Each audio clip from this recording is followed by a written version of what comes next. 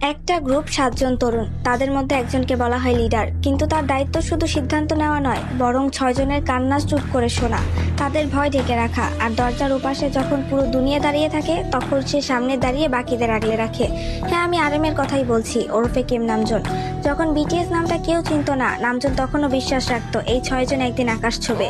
যখন Jungkook confidence হারিয়ে ফেলতো, নামজুন তাকে বলতো, তুমি পারবে, তুমি আমাদের গর্ব।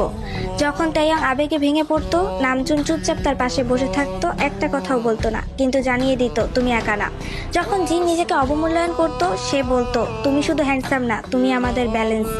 যখন ইয়ংকি নিজের দুঃখ গানে ঢেলে দিত, নামজুন তাকে বলতো, তোমার ব্যথা আমরা আমাদের শক্তি বানাবো। হোসেওকের ভয় যখন তাকে থামিয়ে রাখতো, নামজুন ছায়ার মতো তার পাশে দাঁড়াতো। আর জিমিনের চোখে যখন অশ্রু আসতো, নামজুন এক ভাইয়ের মতো তার পাশে গিয়ে তার হাত ধরতো। সে কখনো নিজের কষ্টগুলো দেখায়নি, কারণ তার কাছে লিডারশিপ মানে সবার আগে নিজেকে নয়, বাকিদের গুরুত্ব দেওয়া। নামজুন শুধু লিডার না, সে 6টা হৃদয়ের গার্ডিয়ান। তার সেই নিঃশব্দ নেতৃত্ব আমাদের শিখিয়েছে আলোর নিচেও একজন মানুষ থাকে, যার নিজেরও আলোর দরকার।